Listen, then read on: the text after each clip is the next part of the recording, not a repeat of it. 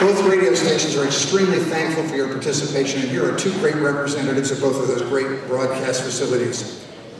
Our debater from the left is a veteran of radio, having been on the air since she was 23 years old.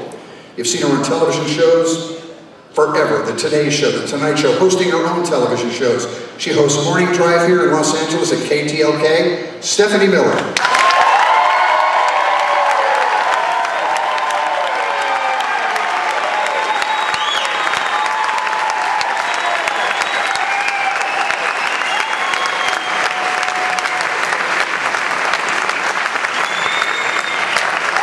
From the right, taking on Stephanie is a man that Buzz Magazine calls one of the 10 most powerful men in Los Angeles, a moral compass. He is sought after as a lecturer and an author, including writing the book Happiness is a Serious Problem. He hosts the 9 to noon slot here in LA on KRLA, Dennis Prager.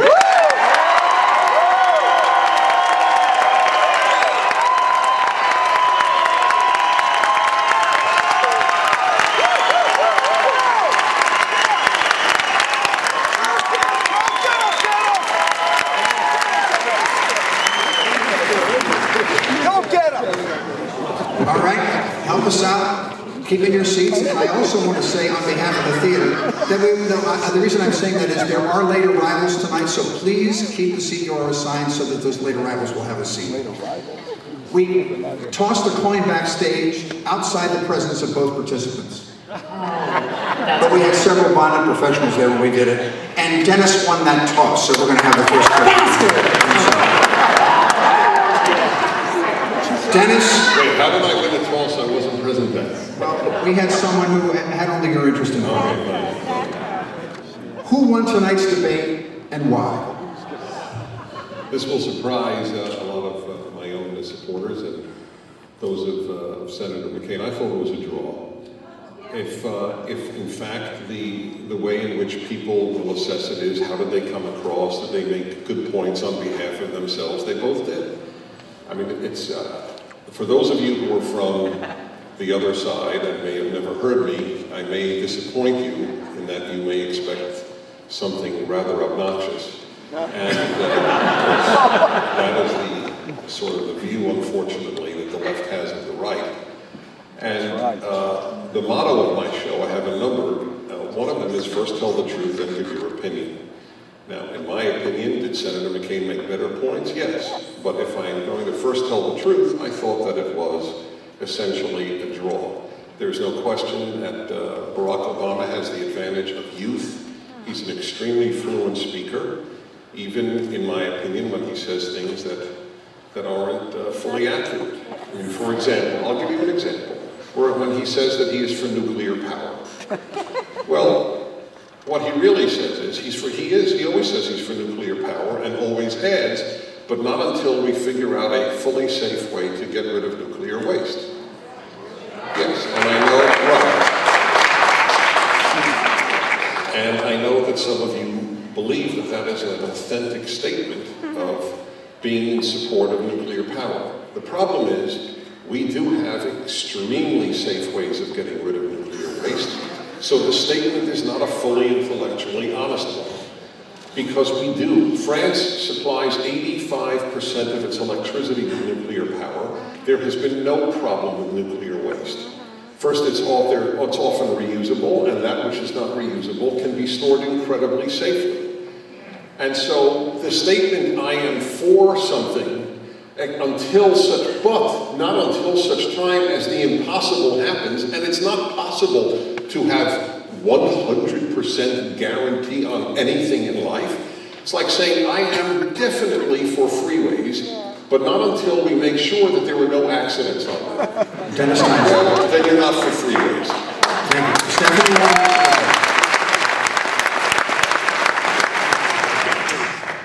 Well, Dennis, let me start by saying that I thought Obama kicked Grampy's ass.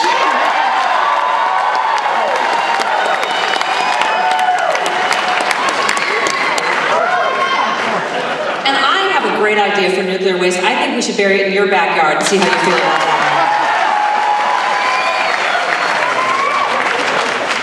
Look, you know what? I think that debate, am I right? I mean, seriously, on both sides, do you think this changed the trajectory of the race? I don't think so. And the trajectory of the race is that Barack Obama is going to win. If you think... Say it with me, Dennis. Yes, we can. You know, there's been some bad news for Grampy McCain lately. Not only has he voted with George Bush 90% of the time, but you know, The Economist just did a survey with, and you're not going to believe this, economists. They interviewed all the top economists, you know, Republican and Democrat. Check out these numbers. 80% think Barack Obama has a better grasp of economics and would appoint a better economic team. But wait, 8% for Grampy. Time's up, Steph. A bipartisan, you know, healthcare organization just said John McCain would insure 2 million people, Barack Obama 34 million in his plan. A veterans organization just gave John McCain a D on veterans issues, and Barack Obama. Dennis, do you want one final rebuttal? Yes, in fact, I would store nuclear waste in my backyard. Look at us walking across the aisle. Let me finish, and I give you my word that I would. I would not say it if that were not true, and I have a family, and I have kids, and I even have dogs. And I would store it. Of course, I would expect to be paid, just as any other place would be paid for nuclear storage. And I am so certain of its safety that I would happily do that, and I would do it for another reason if I were a Nevadan with Yucca Mountain. Because I would actually ask something that is foreign to many of my ideological opponents, not what is perfect for me and my state, but what is best for my country.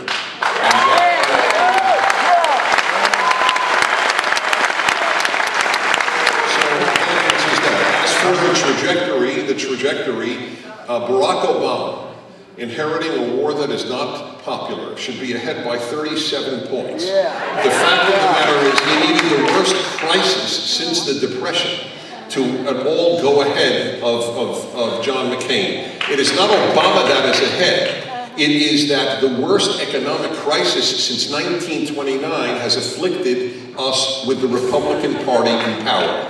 That is an inevitability. It is an astonishing statement that he is only a few points ahead at this time. Excuse me, Dennis, I love you. Prince, I love you so much, but I have to rebut this rebuttal. I'm sorry.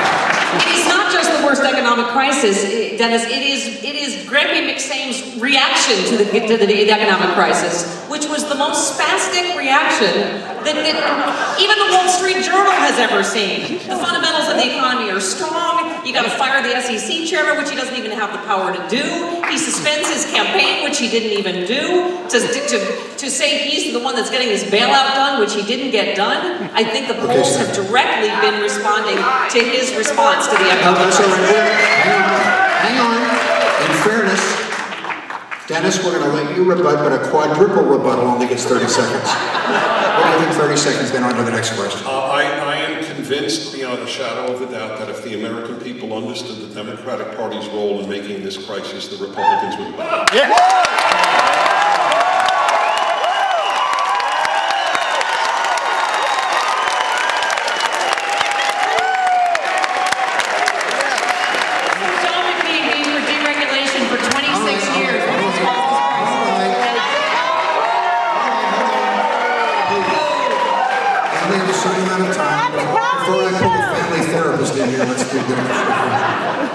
Here's a question for you, Stephanie. What are 3 key reasons you are voting for your candidate of choice? 3 reasons. Wow. Well, I've just given a bunch of them, but I gotta say, I think primarily it goes to judgment. And there have been... that small smattering. Dennis, I think you packed this audience with your fans. You know, I think honestly it goes to judgment, and I think Iraq is the biggest foreign policy blunder in our history. And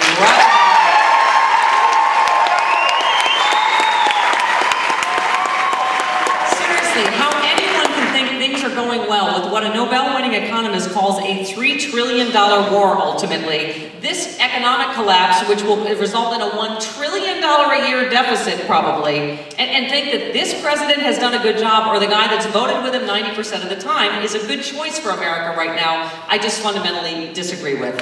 So.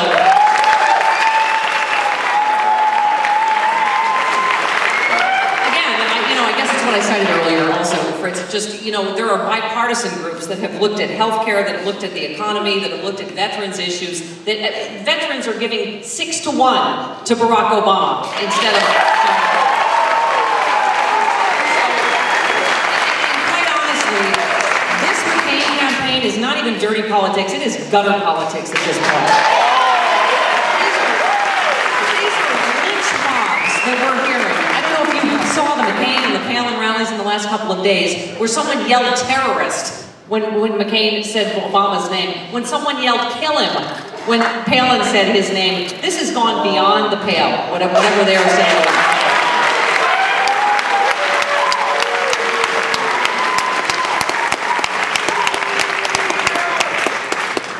Dennis? Well, if the issue is obscene talk and sentiments, I think that if we really had to measure which side used them more, I think our side would be defeated greatly.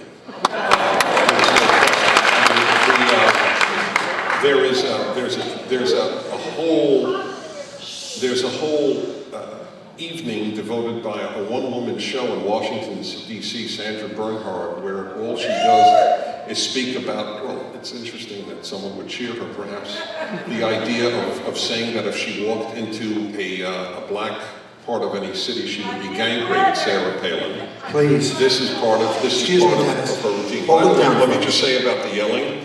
If you yell, you leave, and if you don't leave, we will leave. Okay? So just want you to know that.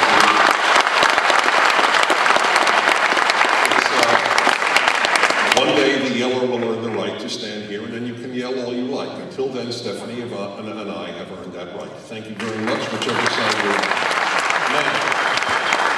I agree with Dennis in being anti-yelling.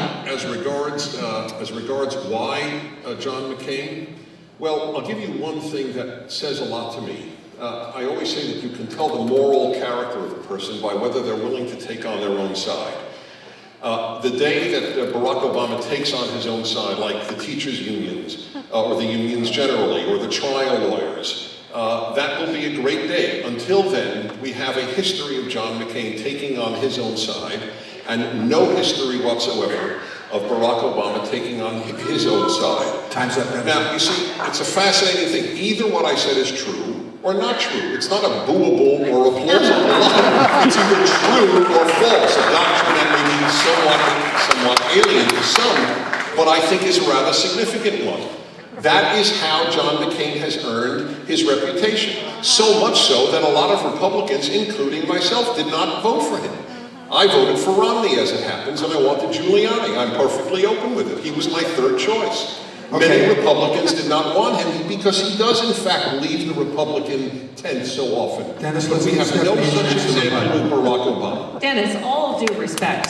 First of all, Barack Obama does not have to stand up to his party because they're right on just about everything.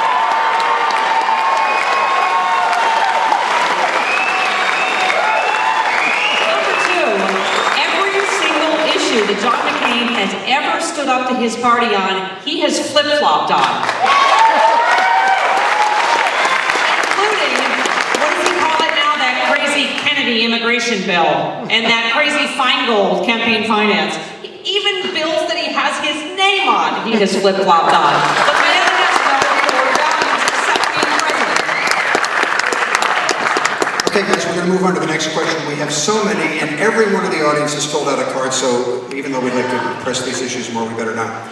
Now, this is to Dennis now, and again, these are from the audience, and not your moderator. Why are Republicans so mean-spirited? Why is McCain-Palin going so negative? The notion that Republicans are mean-spirited is one that many liberals hold. And the reason that many liberals hold it is because rather than take us on our ideas, they simply dismiss our humanity. And I will give you so many examples that I could spend literally the rest of the evening. There are 7 words, 6 or 7 words, that the left uses to dismiss those with whom they differ. Xenophobic, sexist, homophobic, bigoted, intolerant, racist, and Islamophobic. And I will show you, I will give you an example. If you're against affirmative action based on race, you're a racist. If you're against the government legislating how much people in different professions should earn based on, well, that's a woman, that's a man, they must have equal pay, then you're a sexist. If you think that we should in fact guard our borders, because every society has a right to have a society in which its citizens are allowed to determine how many people come in, and frankly, I would love a large immigration, just not an illegal one, then you are xenophobic, and you go down the list like that. If you think that marriage should be between a man and a woman, then you are homophobic. If you use the term Islamic fascism, then you are Islamophobic. I was with the Prime Minister of Australia, the former Prime Minister John Howard, last week. 3 times in a talk he gave, he used the word Islamic fascism. And I said to him, you know, we can't use that in America. He said, why can't you use that? I don't understand. He said, there is a form of fascism within Islam today. Why can't you use it? He said, because you'll be called Islamophobic. What the left has done has chilled the ability to take these seriously. So what has happened is, instead of differing with us, you just call us one of these 7 names, and that suffices as an intellectual argument for you. That is the reason you think we're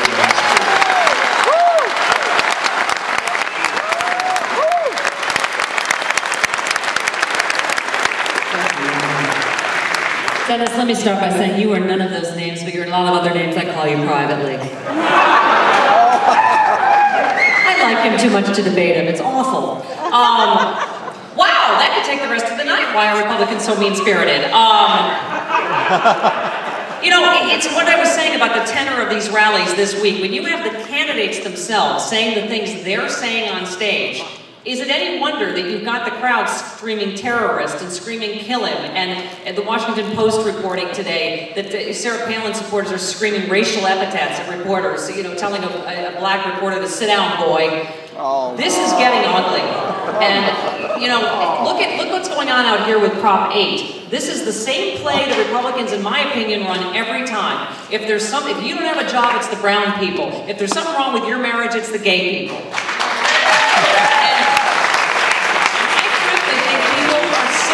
They're sick of the fear-mongering and the dividing, and I'm not saying people like Dennis engage in it, but you know very well a lot of people on the right do, you know? It's not going to be like Lord of the Flies. Let's kill the fat kid with a rock. That's the way a lot of people on the right are coming. Yeah, well, I have no doubt that there are assholes on the right. So citing one twit who yells something like that on the assumption that that's a true story, it's disgusting. 99% of conservatives think that calling a black man a boy is despicable, as I do. I would frankly, if I saw a man do it, I would punch him. I would risk going to prison because there are times where words, I do believe, inspire violence. I would punch a human who ever said that to a black man. I think, as I said, 99% of us feel that way. 99.9 to be even more precise. But I would just ask you this. Where is the commensurate bumper sticker to Buck Fush? Why are there no hate-filled obscenities directed? How come there was no Cluck Finton? Did anybody ever see Cluck Finton?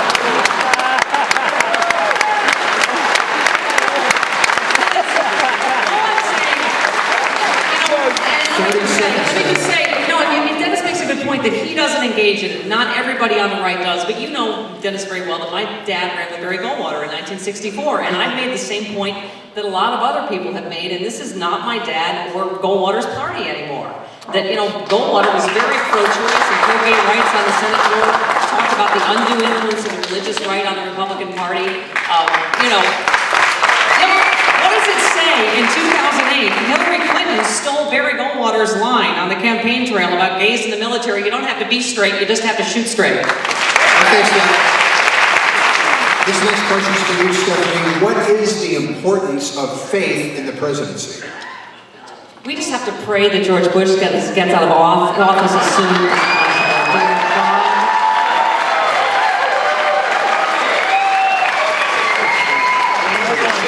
Dear God, let there not be martial law, and please, okay.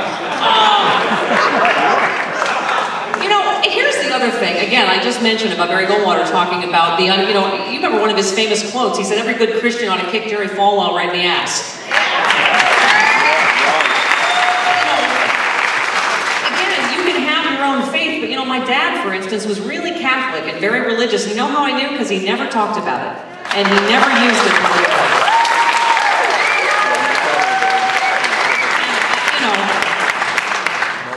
think Sarah Palin's witch doctor is scary in any way. Calling Dr. Bombay. I mean, seriously, tell me there isn't a double standard in the coverage of this race. That Barack Obama's preacher gets this coverage, and she has this preacher, this crazy preacher that said some woman's a witch in Kenya. And and then he's praying on her to make her governor, and God wants us to be in Iraq, and God wants the pipeline. Here's a little news flash for you. There's supposed to be separation of church and state. What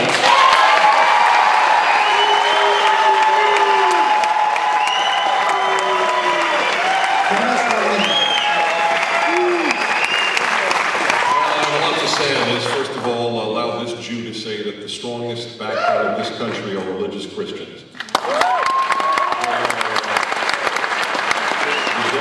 The day that they become a smaller and smaller and weaker group is the day that you can date the downfall of the United States of America.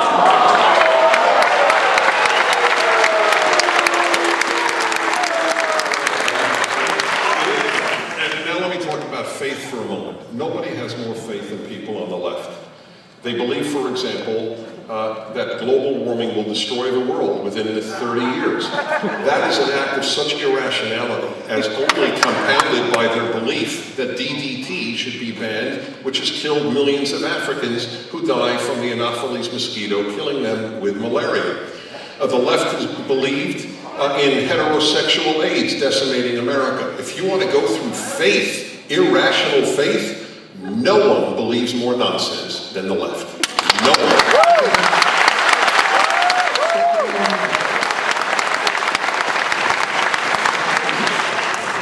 You're right, Dennis. I would just go with your scientists that work for ExxonMobil. I'm sure they're correct.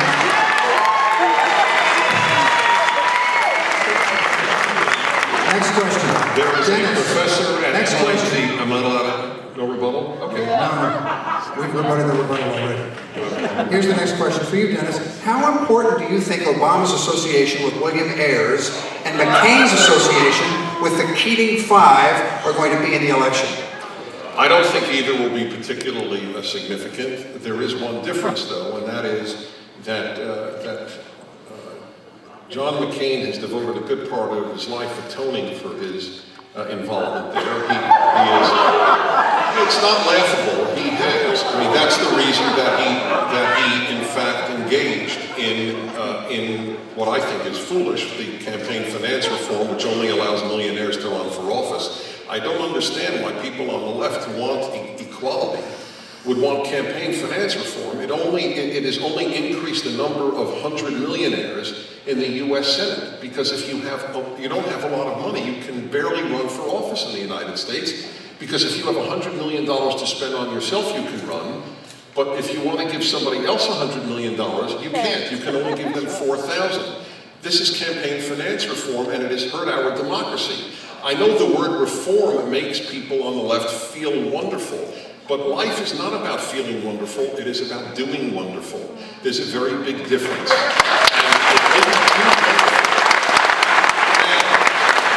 I just want to say that it's not fair, it's just not fair to compare a 20-year alliance with the man who married you and baptized your children and whom you hold to be the mentor of your life with a pastor who happened to visit your church one day.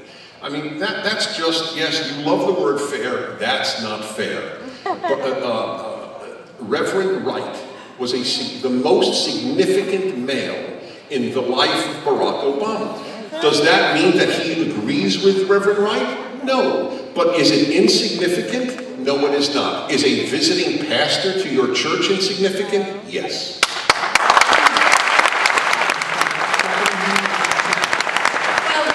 Let's talk about associations for a Hang on minute. 1 second. We just want to remind people, I know these are passionate issues, but please don't yell out. Many of you feel like you're home with a Corona in front of the flat screen. We can't hear you. But please don't yell out. We want to keep this going as beautifully as it is. I'm sorry. Go ahead. With one exception, if you want to yell nice boobs, that's so great. Thank you. Sorry, Grace. Disgusting. If we want to talk about close associations, Dennis, maybe we should talk about that Sarah Palin is sleeping with a successionist. They made a video for a secessionist group talking about how much they hate America. I mean, we can go down this road, or we can talk about issues that actually impact Americans' lives. A guy that did something when Barack Obama was 8, who he barely knows, according to the New York Times. Come on! To compare that to John McCain, who, by the way, what was his association with the Keating Five? Oh, he was one of them. That's right. Otherwise, it would have been the Keating Four.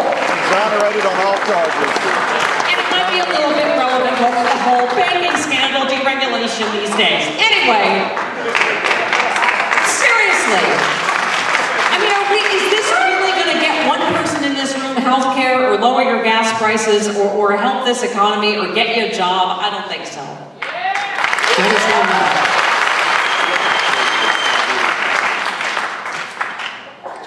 It's time for a response. Well, I said I didn't think that it would be decisive, and so I guess in that regard we are in agreement.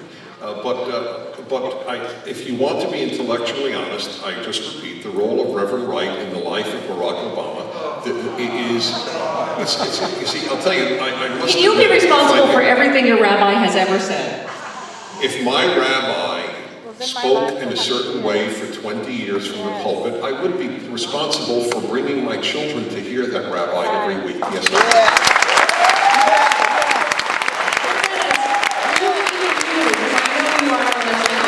Those, as you know, with YouTube, those are a few clips from over 20 years of speaking. He spoke a lot about helping the poor.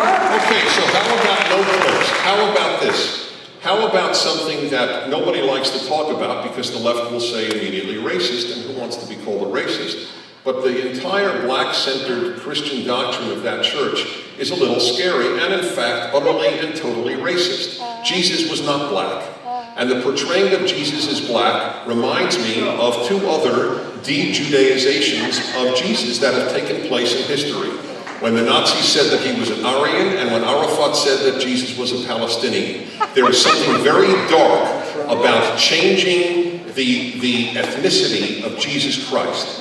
And the fact that it is portrayed that way in that church, that was every week. That was not one time with goddamn America. And we don't have YouTubes for the other weeks. The sentiment of the black theology that he had is a dangerous theology that if a white had, all of you on the left would call racist.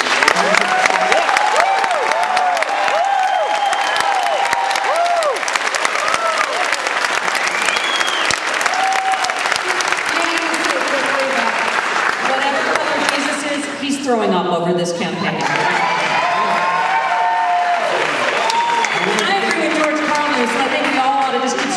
To a one color. I wanted to get to the next question because it's about that. This is a question for you, Stephanie. How much of a factor is race and gender in this election? Me? You. Well, you know, clearly when you look at how well Barack Obama is doing, you know, you have to hope that we are a better country than that. I mean, when you hear some of these isolated stories, you get nervous. And frankly, I kind of agree with Dennis. I don't know why he's not ahead by 30 points. But,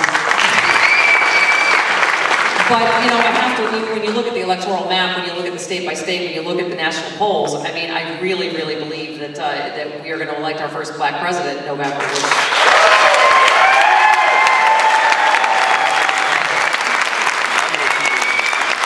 Let me talk about gender for for a moment and Caribou Barbie.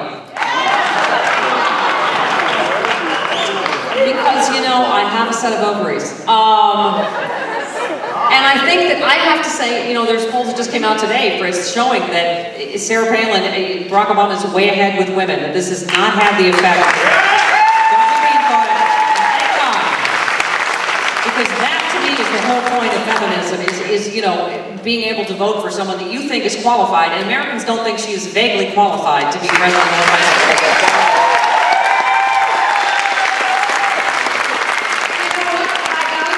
I'm tempted to not answer any more of your questions and just talk straight to the people of LA about what I think.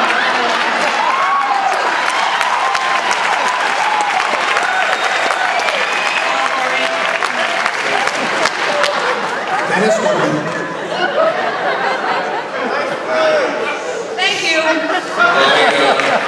I have said on so many occasions on my radio show that I feel funny repeating it again, and that is that my first choice would in fact be a black man for president. I would love to have a black for president.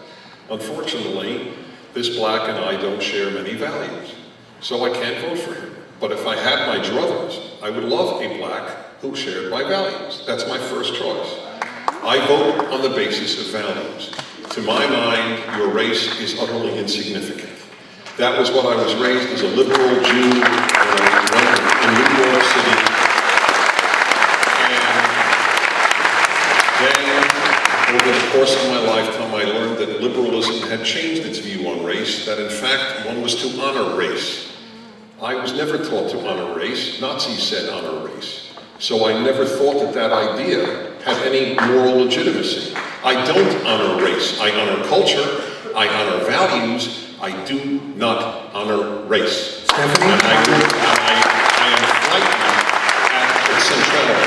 One other thing, I've always said that the feminist left was not pro-woman, it was pro-left. And that's fine, I have no problem with it, but this is the clarity. Now we're told what I have been saying for 20 years. We don't want Sarah Palin, because we're not first for women, we're first for leftists. I know that. That's fine.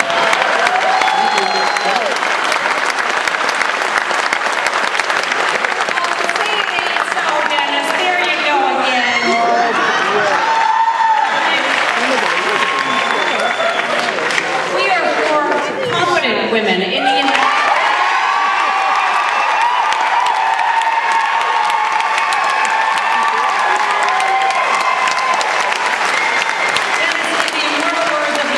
she's got spunk. I hate spunk. I prefer confidence in my vice president. Next question. Coincidentally, Dennis, some say Governor Palin and Senator Obama are inexperienced. Please talk about it.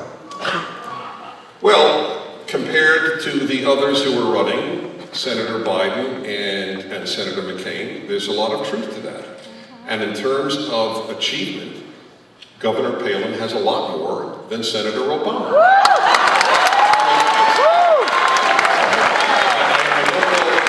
Senator Obama has achieved very little in his life. He may be a wonderful man, and I mean this sincerely. He has achieved essentially nothing. He has written 2 memoirs, which, if that's an achievement, that's an achievement. But he hasn't. And the fact is, and wait till you hear the booze now, my dear friends, because it will be a litmus test for how true and unwilling people are to hear the truth. The fact of the matter is, if he were not African American, he never would have gotten the nomination.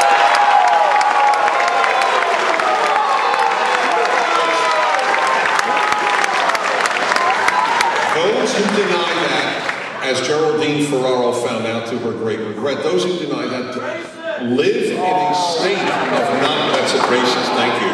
That's it. That's the problem. By the way, I totally understand that. I totally understand it. I totally acknowledge the fact that Clarence Thomas was picked in part because he was black. I am willing to be intellectually honest when it happens on my side. I believe he's turned out to be a great justice, and maybe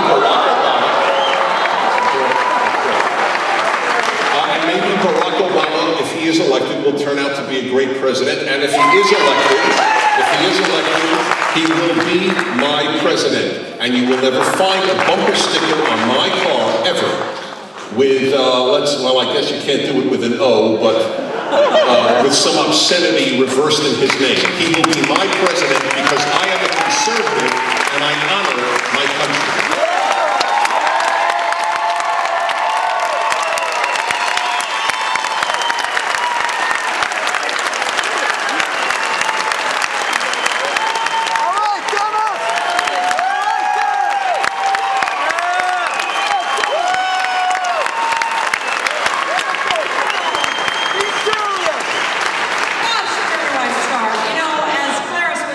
Would say to me if he were here, nice boobs.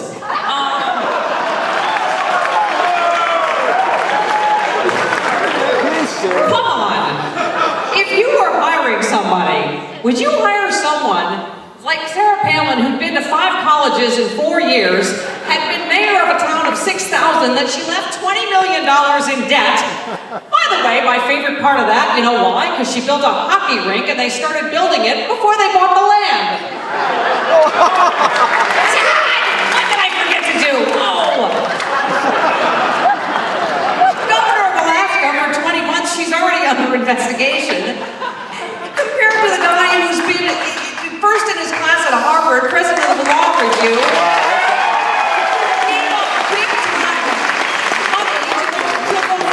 His community and be a community organizer.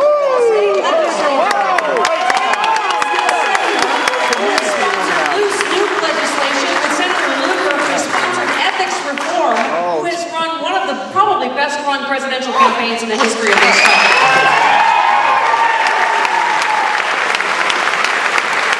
I would love to see a debate between Barack Obama and Sarah Palin. That would be like Stephen Hawking and Rain Man.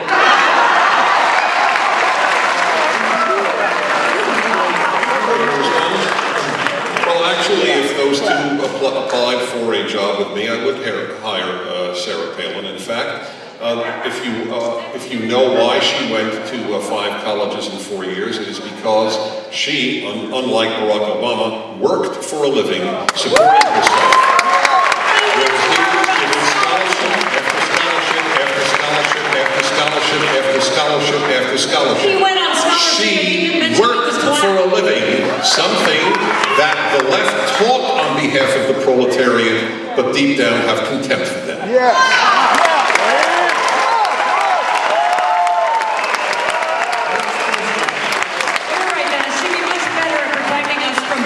Giant head floating over Alaska. Stephanie, next question.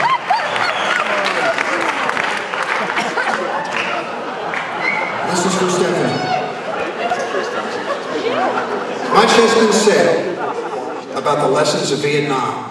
What do you see are the lessons of the Iraq War? What does she know from this? Me or You. Oh, wow. Where did we start? We shouldn't have gone in. How's that?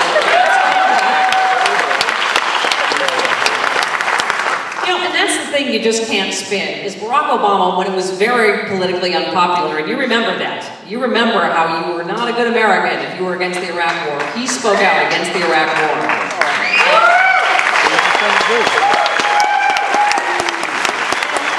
Biden pointed out pretty eloquently, I thought, in the debate, John McCain has been wrong on every single thing about Iraq.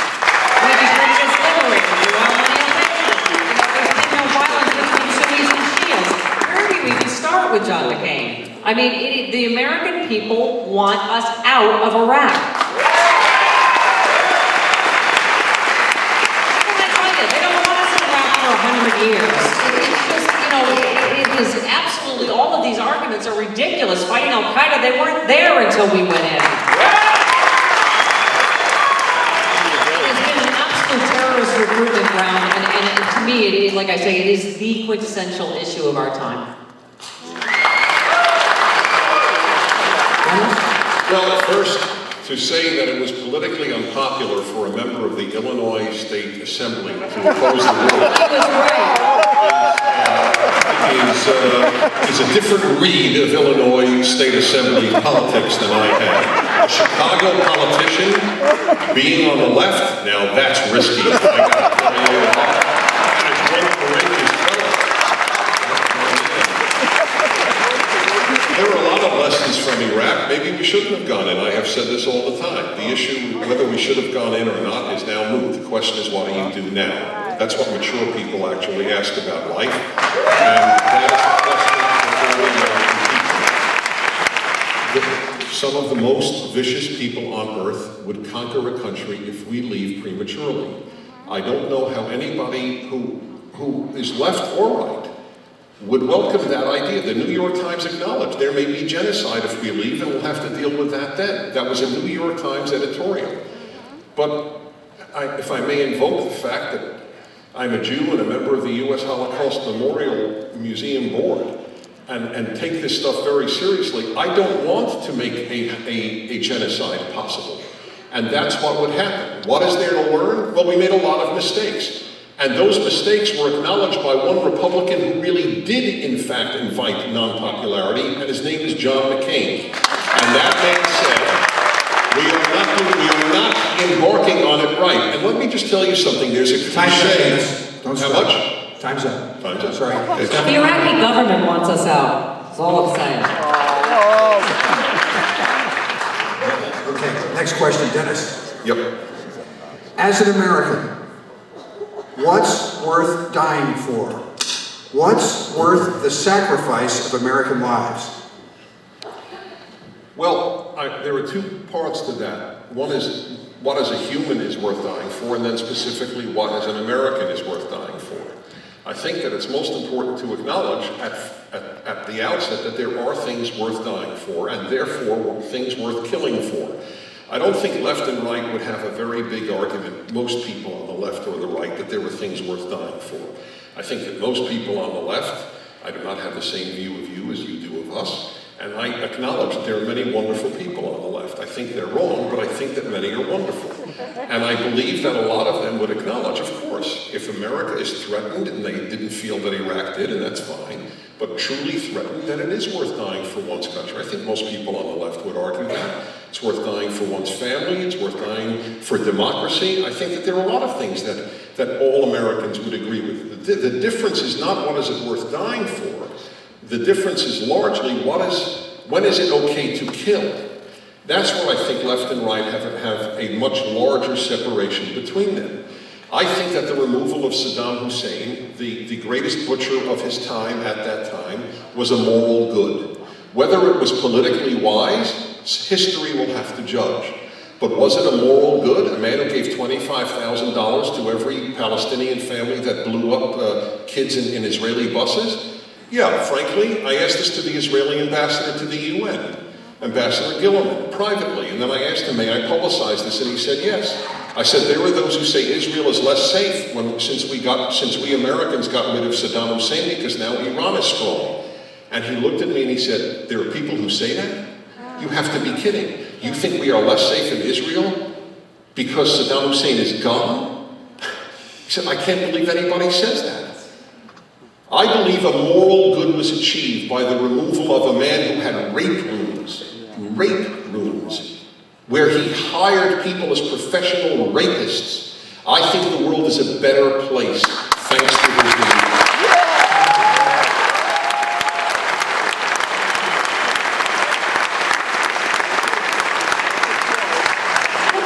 Disagree Saddam Hussein was a bad man, but probably 100,000 Iraqis have died as a virtual martyr. And unfortunately, we tortured Iraqis and raped some of them in Abu Ghraib. On the orders of this administration. So, Dennis, it's a slippery slope. We got to know what's morally right or wrong. One of the things about the left and right, have you found yourself when listening to Pat, if you're on the left tonight, listening to Pat Buchanan about Iraq and going, that's right, Pat, you're right. Oh my God, I'm agreeing with Pat Buchanan. But then he goes, doesn't he have this new book about it? But we shouldn't have got involved in that whole World War II thing either. And, that's where then I draw the line. I think Dennis is right. There certainly are things that I think those of us on the left and right can agree, are worth dying for. My dad was a prosecutor at the Nuremberg trials. So, I think a lot of us on the left today just want the America back that we knew. It had to do with the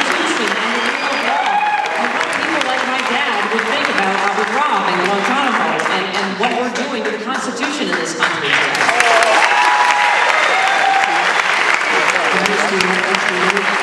Sorry? You want an extra minute? You kind of agreed on that, so there's no real reason for a rebuttal, is there? No, there is. I think that this is wildly overstated, that we have shredded the Constitution, and it scares me that people believe that stuff. Because when there are real people from left or right who come to shred our Constitution, the left will have already used up all of that vocabulary, and you will have cried wolf, and the real shredders of the Constitution will then not be fought, because the non-shredders had already been called shredders. That's right.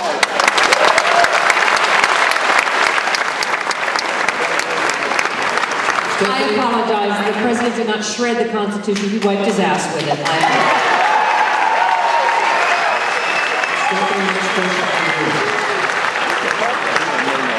For me? No, it's for Stephanie. What is your take on the threat from Iran right now? How do they impact the security of the United States? Well, we did them a big favor by invading Iraq and taking out their only enemy and emboldening them and creating an Islamic theocracy eventually in Iraq, which is now aligned with Iran. You know, another reason this was just a huge strategic blunder going into Iraq in the first place. But, you know, certainly everybody is concerned about Iran. But, you know, I think we've learned from Iraq that, you know, this saber rattling, it is not helping us around the world. The war on terror involves other countries helping us and giving us terrorist intelligence. You know, the right goes all off on, you know, the French. Yeah, freaking surrender monkeys. It's like, they're our allies, you moron. We need their help in this war on terror. And so, you know, Barack Obama is saying we shouldn't be afraid to sit down with anybody. I mean, the Bush administration has started doing it more. I mean, pretty much everything Barack Obama has said has turned out to be right foreign policy-wise. He gets all naive and irresponsible that he's going to go into Pakistan with or without their cooperation, and they're like, oh, he's so naive and irresponsible. Meanwhile, the CIA's done it. They went in and took out Al-Qaeda members in Pakistan. You know, you have to have a strong foreign policy, but a smart foreign policy. And that involves talking to other people around the world, you know?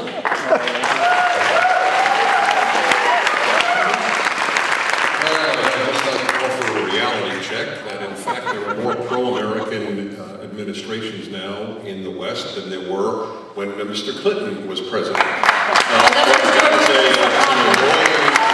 an annoying fact. For the first time in a generation, France is governed by a pro-American president. Canada is governed by a pro-American prime minister. Germany is governed by a pro-American chancellor. I don't know where this notion arose except because the left hear each other, read each other, and talk to each other, so that they believe what they're doing.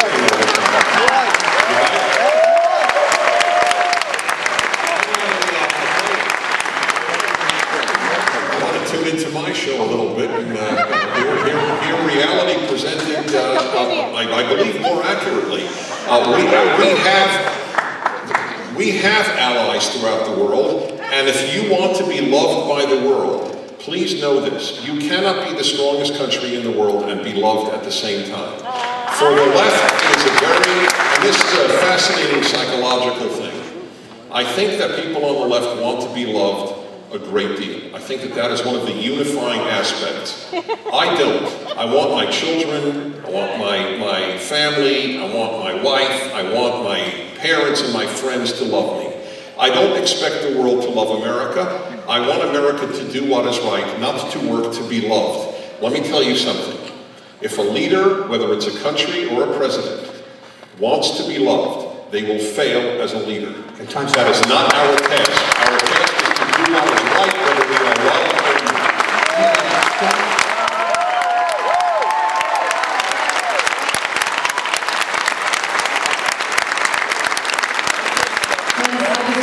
I love you, and I listen to your show every day, and my neck And is... Stephanie loves me. Thank you very much. I wouldn't be tough. Next question for Dennis. In regards to nuclear weapons, under what conditions should nuclear weapons ever be used? In my opinion, off the top of my head at this moment, I would say only as a form of mutual assured destruction. We should not use them. It should be off limits. We do not want to ever be a first use country. That is the area where I would differ with many on the left who want to have a nuclear-free world, including Barack Obama. For that alone, he should not be president. The idea that America should give up its nuclear weapons is so scary, and forgive me, I have not used a single adjective. That is truly stupid. And I very rarely use an adjective like that. That America should not have nuclear weapons? What will then happen? Bad guys will not get them? You will rely on agreements, on signed papers with bad people? Bad people don't care about signed papers. They care about destroying good people. Therefore, I don't want to use nuclear weapons, but I want America, the best country in the world that has any power, to have the best nuclear weapons on Earth.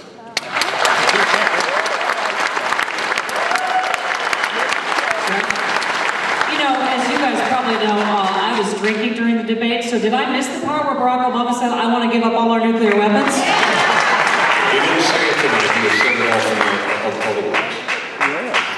You know, some on the right Dennis have also said, let's make Iran into a parking lot, which I don't think there'll be any reaction to that, do you?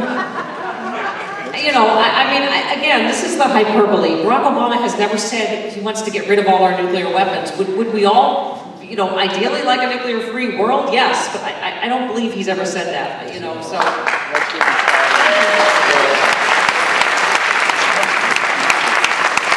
Okay. A nuclear-free world, since the world includes America, means a nuclear-free America.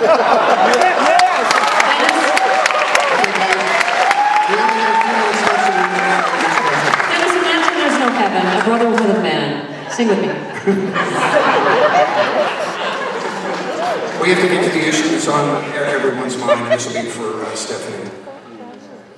What are the differences between the McCain and Obama financial crisis solutions, and which one should we operate under, for lack of a better term? Well, I think the American people in the polls have spoken on that. That's why McCain is dropping like a rock. You know, the guy who told us he doesn't understand much about the economy has pretty much been proving it, and you know, I mean, seriously, his response to this crisis was absolutely spastic. I mean, how do you go in 1 week from the fundamentals of the economy are strong, you gotta fire the SEC guy, which he doesn't even have the power to do, which even the Wall Street Journal condemned, to saying, I'm suspending my campaign, which he didn't do anyway, you know, to saying, I'm taking credit for this bailout, which then didn't happen. I mean, John McCain has just been incomprehensible on the economy.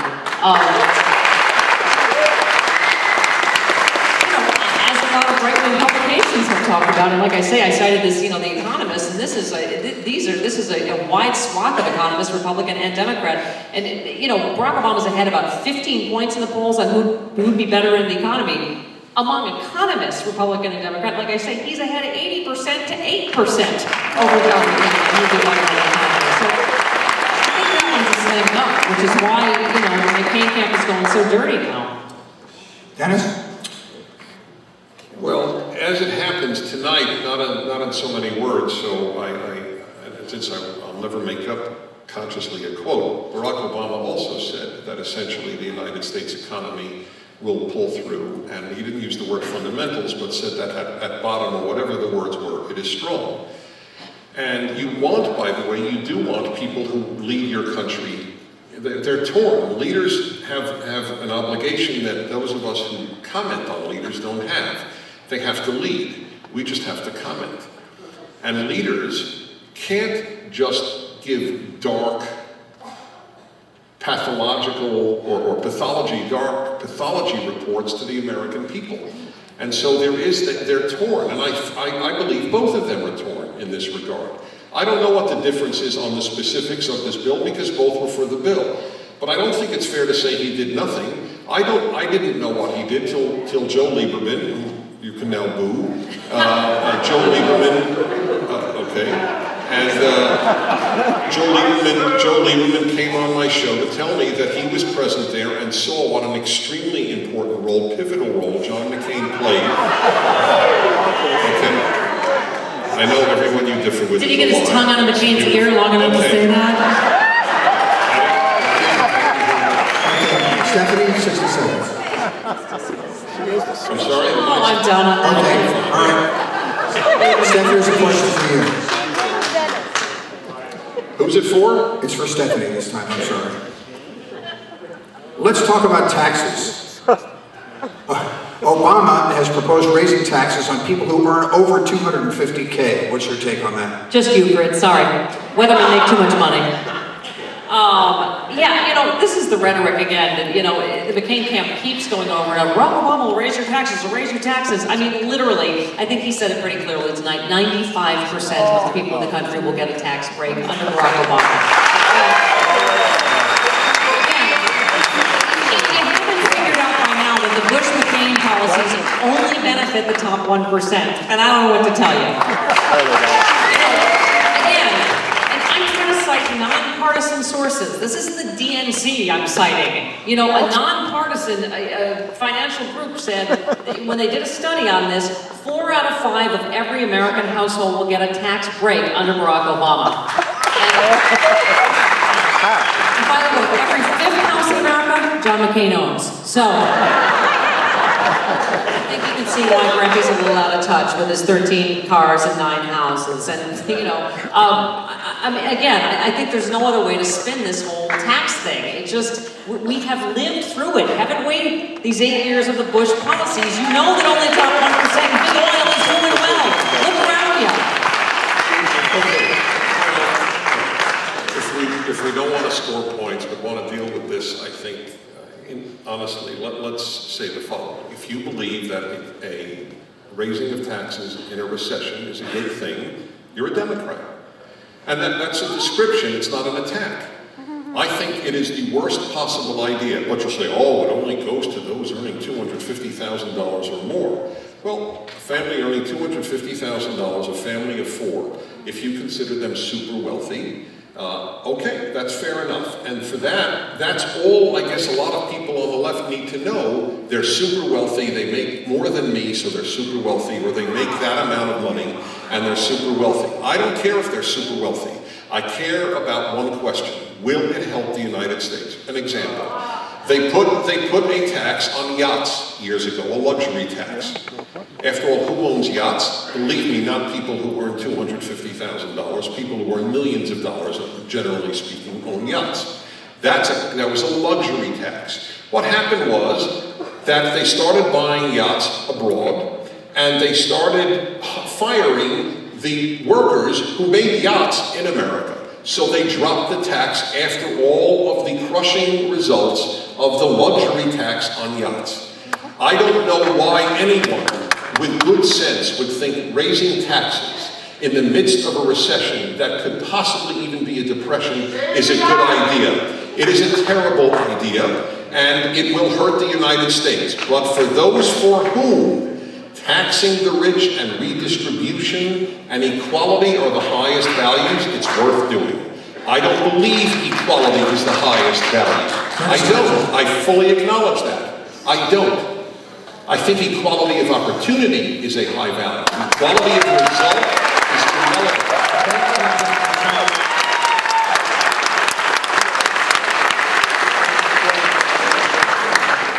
I'm so proud of my new Somebody makes friends. more than $250,000 a year. That's right, but I just want to say, we're 8 minutes from the conclusion here, and so far this hasn't devolved into a mosh pit. Just help me for 8 more minutes and don't yell out, that's all I'm saying. Thank you. Steph, you want to talk? No, I'm done. Okay. Dennis, this is for you. Yep. Do you support granting same-sex benefits to couples? Yes.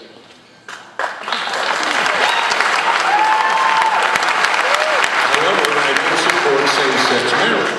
Benefits are benefits, and marriage is marriage. And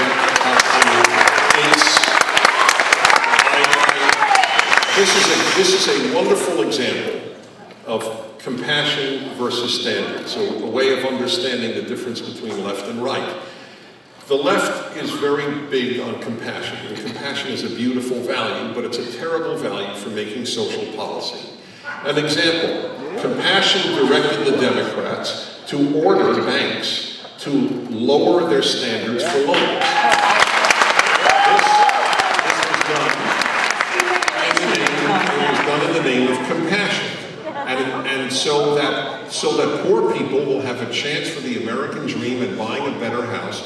We won't ask for their income proof. We won't ask them to put any money down. We will give them 100% the loan. And in the name of compassion, we created the terrible crisis we have. In the name of compassion,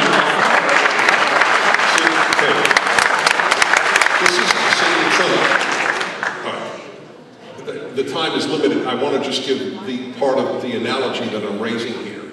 In the name of compassion, people are willing to redefine marriage.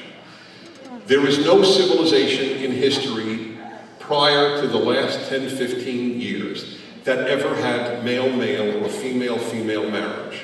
It is not at all comparable to those who argued against marriage between a black and a white, not at all. Every great moral tradition was for interracial marriage. Every great. I teach Judaism at the American Jewish University. Listen, let me tell you, Moses married a black woman. The Jewish tradition has always been 100% supported. It was a non-issue. But no tradition in history, East or West, ever thought that you should redefine marriage to male-male, female-female. I believe that we will hurt ourselves. We will sexually confuse our children if we do this.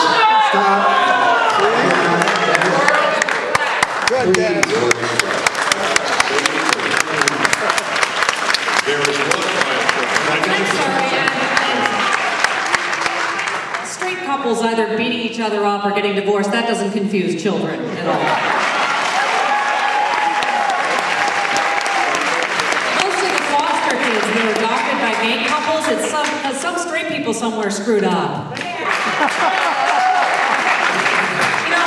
I don't get why we're so hung up on this word marriage. Let's just call it cabbage. Let's call it, because who doesn't think, Dennis, I mean, I know you're a compassionate man, that someone should be in the hospital with someone who's dying that they've been with for 20 years, or been, I don't know why we're so hung up, this whole subject brings up such homophobia, and here's the thing.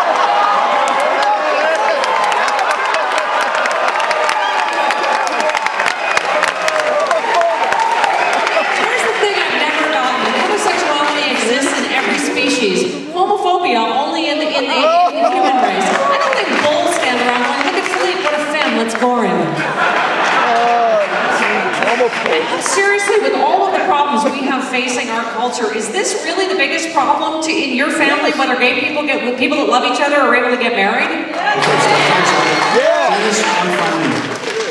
Yeah, I actually do think it's one of the biggest things. If the definition of marriage is not one of the biggest issues in society, what is? Tax redistribution? Frankly, I think that this is more important than as much as I oppose a tax rise. I think that the definition of marriage ultimately will have greater impact on how America will evolve than whether there is a tax rise or a tax rise.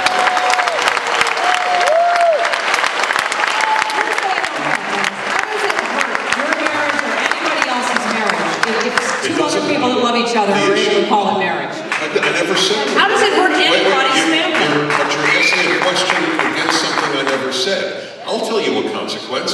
A consequence will be, as the Los Angeles Times reported, from a Boston school, because Massachusetts courts ordered a marriage to be same-sex as well as opposite sex, that a teacher came into the classroom of 5-year-olds, or 6-year-olds, and 6-year-olds, it was a first-grade class, and she came in with a wedding band. And some of the girls started saying, oh, are you married to a man or to a woman? Oh my God. That's right, I know it means nothing. Okay, folks, I know I will not change any minds. All I ask you, though, is to understand that your cavalier attitude towards changing the most important institution in human history is quite arrogant. You know better than Christianity, you know better than Judaism, you know better than Islam, you know better than Buddhism, you know better than humanism. You know better because you are part of the baby boomer generation that said never trust anyone or any tradition over 30. You will invent a new world. Well, Dennis, I have a question. Because I did 12 years hard time in Catholic Catholic school, so I had to read the Old Testament. When are we going to start killing people that eat shrimp? When are we going to start killing people that wear two different kinds of garments? When are we going to start killing kids that swear at their parents? I mean, seriously, to make social policy based on the Bible. You asked